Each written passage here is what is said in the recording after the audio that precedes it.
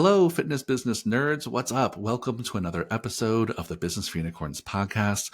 I'm back with one of my favorites on the podcast, as always. It's Coach Wendy Shafranski. Welcome back, Wendy. Hello, thanks for having me again. Oh my gosh. I know what this is my third or fourth time on the podcast. I'm 4. four. Wow. At this point, I love that we have more people from the team on more regularly. It's such a treat because, we don't get to see each other that often and have conversations like this almost never. And so it's such a treat for me to have you back on. For people who are maybe just getting to know you for the first time, Wendy, just want to share a little bit about who are you? Where are you? What's your business? A little about Wendy. Sure. I own Vero Strength and Conditioning in Vero Beach, Florida. Client avatars on the older side. This is a community with a lot of second homes and retirees. We've been getting people stronger since 2009. So we're approaching our 17th year. Wow. And I started BFU, I believe it was 2020 as a client. And now I'm part of the coaching staff. I love it. And you've been coaching with us for almost, has it been a year yet? Yeah, it's been over a year. Wow, over a year already. Yeah. June, damn, that's amazing. And you also run your gym with your spouse. Yes, I do. With Rob, who we need to have Rob on the podcast at some point. He's going to come join us. Yeah, if you want to talk programming, there's one topic Rob's going to come talk about. It's programming. That's amazing. Well, actually, on today's episode, what we want to talk about is actually talk about you. We're actually here to talk about Wendy and Wendy's journey. And we thought this would be useful to all of you, dear listeners, because Wendy was in Unicorn Society. She left for a little while, came back, obviously has been more engaged than ever because she's back now and working with us as a coach. And we wanted to just talk a little bit about all of you and your relationship with coaching and using Wendy as kind of like our kind of a case study here about what worked for her, what didn't work for her, how she stays engaged and motivated as both now a coach and also a client in Unicorn Society.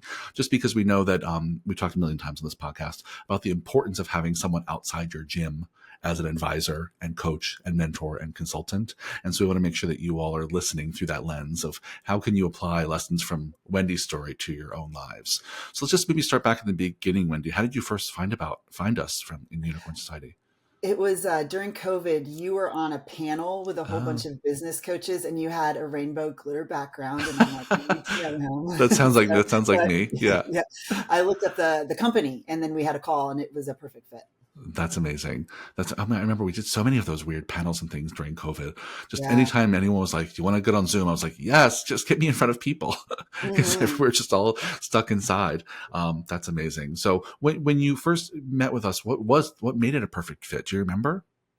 Well, I liked that it wasn't just, all right, give me your money and you're in. It's there is a process to see if it's a good fit, but I liked the fact that it wasn't this one size fits all program. I mean, there's playbooks and there's information and there's best practices. However, every gym is a little bit different. Mm-hmm. So, you treated everyone like an individual. Yeah. Well, I'm so glad you noticed that up front. It's always been kind of one of our values, certainly for me personally, just kind of as a coach, right? This as now a coach who works with me, right? Part of our approach to coaching is that we meet each person where they're at, just like we do for our clients in our gym. And no two gym businesses are going to be the same. Even two franchises, they're going to be a little different. And so I think it's not a bug. It's a feature of the way we do things. So I'm glad that resonated with you because that means a lot. Definitely. And I always remind people in their graduation calls too about that. So Good. That's amazing. All right. So maybe let's just jump forward in time a little. So you joined the group for a little while. You decided to leave. Do you remember why you decided to leave?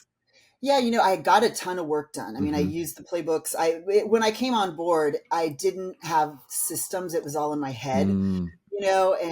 So I pretty much, we grew. I felt like I could just kind of just say sayonara and handle it on my own. 100%.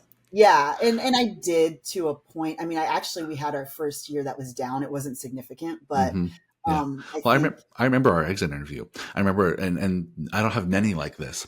because many of them, I am trying to convince them to stay because I think they genuinely would benefit from staying.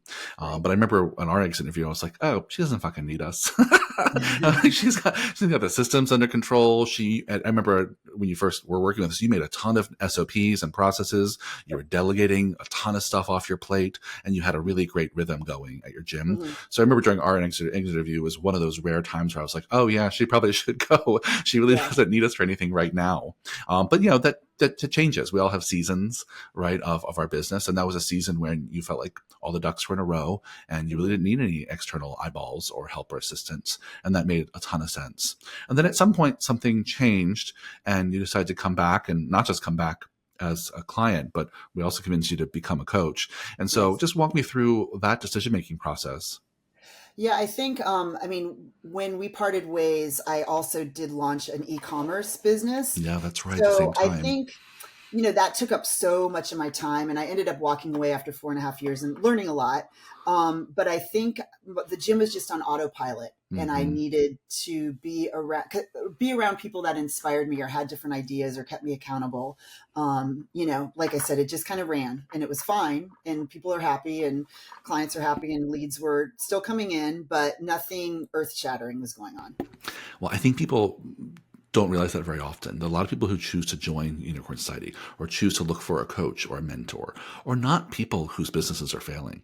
There are people whose businesses are doing really well, and they might just be at a plateau where like growth is kind of stagnant, or they might be at a motivational plateau, right? Where just like everything was kind of on autopilot, including my own motivation and inspiration. Or they might be looking for new ideas to grow. And they want to surround themselves with other people who understand what their life is like as an entrepreneur and small business owner. So there's people who join for a lot of reasons, and almost none of the reasons are my business is about to close. In fact, we don't let people in the group who are in that kind of dire situation because that's not what we do best. I think there are probably other groups and coaches out there that are probably really great kind of ambulance for business, right? Like triage units for businesses. And, I'd say once in a while, maybe we get someone who has some real troubles when they first join. But for the most part, most of the people who join are like you, whose business is going great. It was profitable.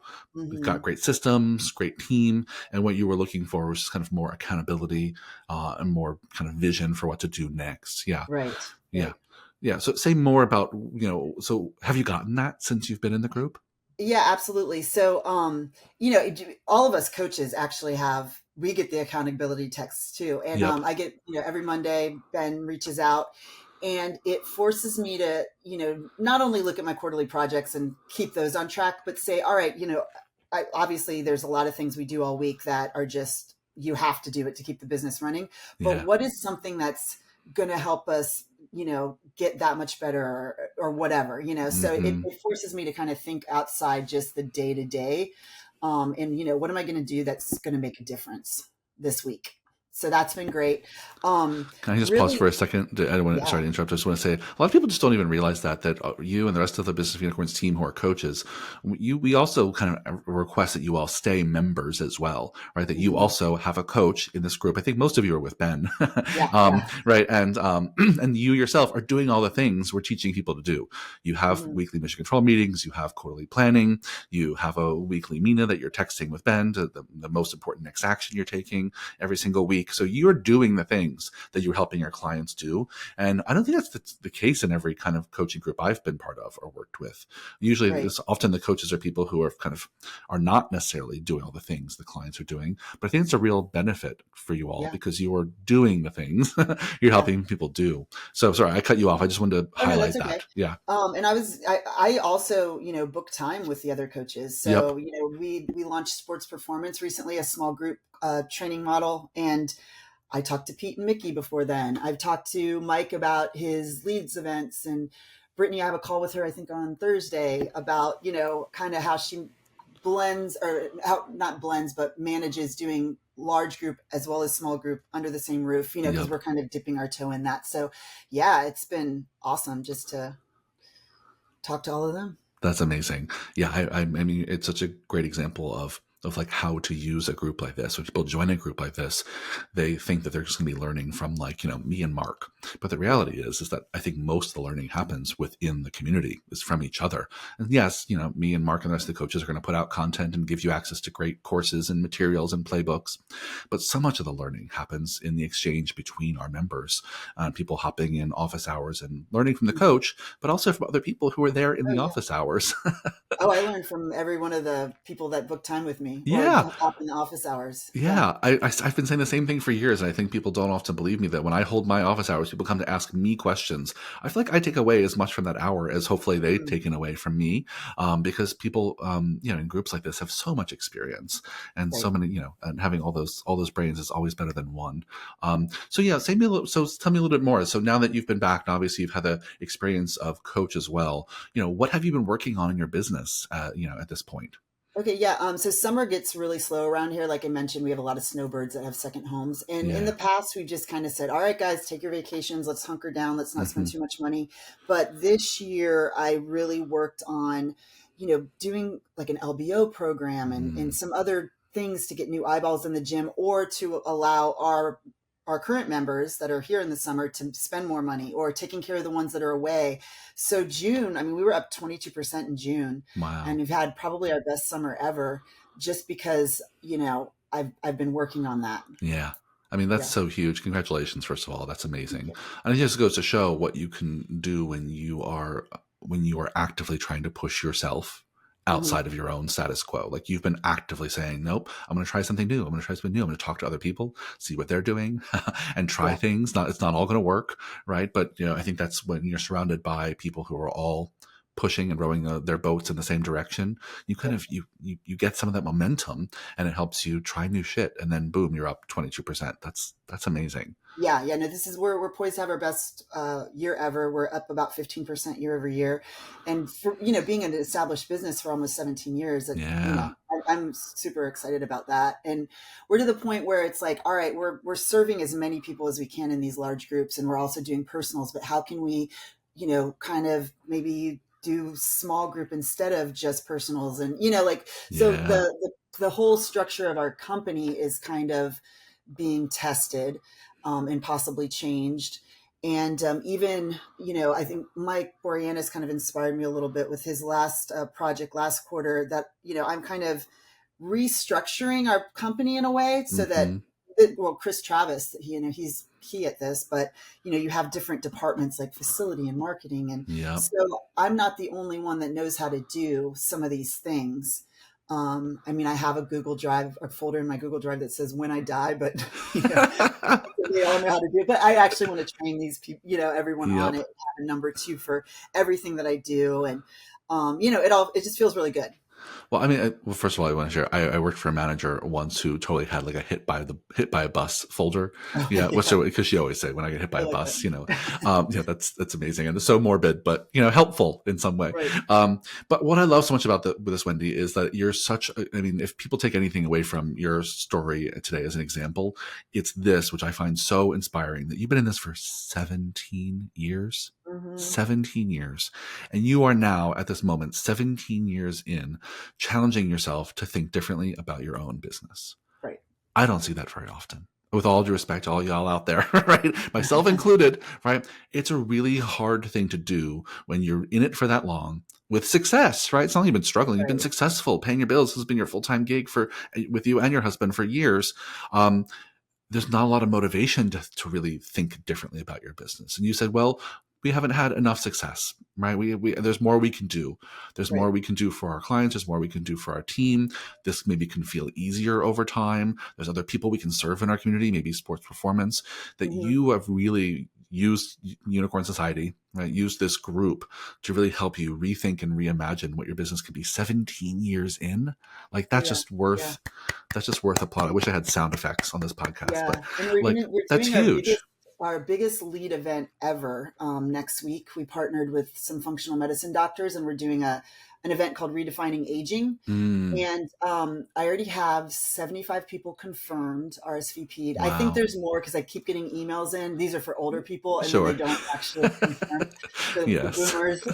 Digital RSVPing is tough for the over Yeah, but 60 so I, crowd. Yeah. we should have well over 100 people. And yeah, I don't think I would have done that if I was just kind of like, all right, let's just keep plugging away, doing the same thing we're always doing. Yeah, it's so easy to get stuck, especially if things are working, right? If you're doing fine and paying your bills, it's hard to be like, well, why would I mess this up?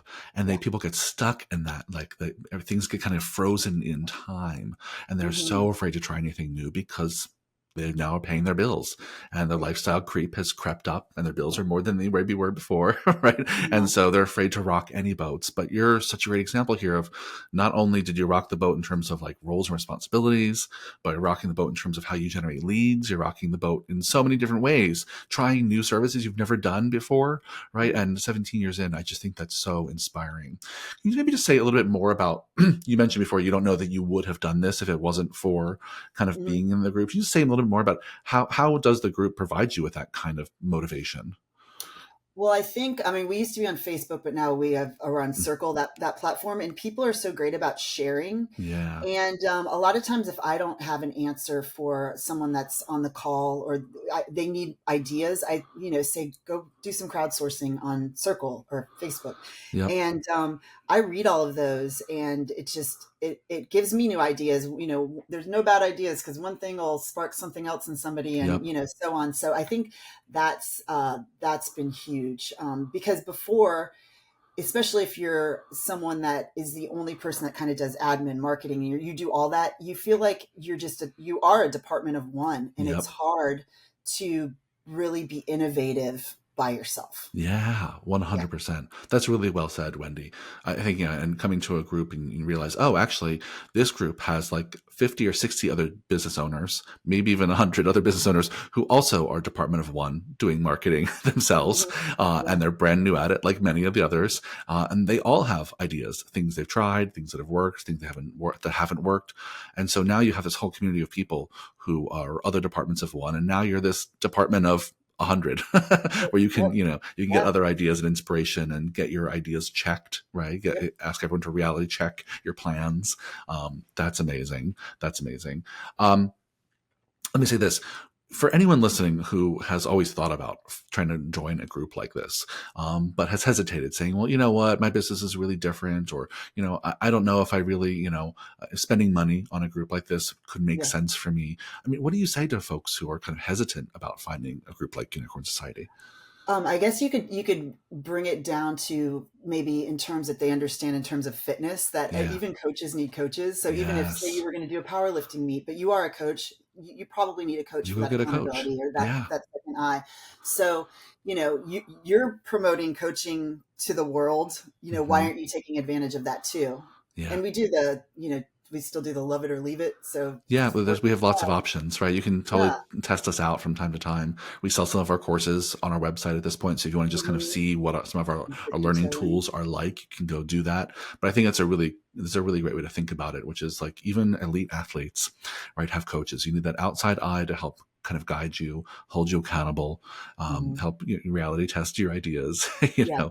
and give you some learning, right? And I think the thing that I'm most proud of when it comes to Unicorn Society, which I said earlier, which is the idea that there's a community to learn from, and everyone is so open with their ideas. Mhm. They're so open with sharing what's working and not working for them, that no matter what your business model is, or what your culture is, or what your market is, we have people in this group that you can learn from.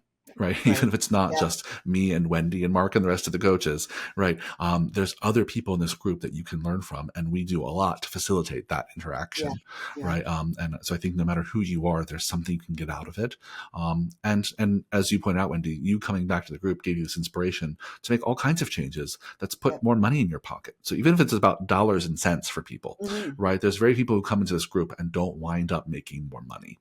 Right. Right. I'm not a huge fan of groups that do a lot of promises, and we've played around with promises over the years of like, if you join this group, you'll get X number more dollars. I'm not the biggest fan of that, just because we actually can't control what people do or don't do. True. That's like me saying you're going to lose weight if you walk through my gym door. Exactly. It's like, well, I can't control about how much food you're putting in your mouth, how much Right. sleep you're getting, how much water you're drinking, right? And so the same thing is, I don't really love having to make promises, and we've played around with some over the years that I stand behind, but I say all of that to say that nothing's guaranteed. And I think Unicorn Society is a lot like college. So you're going to get out of it what you put in, right? So if you come Yeah. with a real open mind, you come hungry and you show up to class, Yep. and you do your one-on-one coaching, you come to office hours.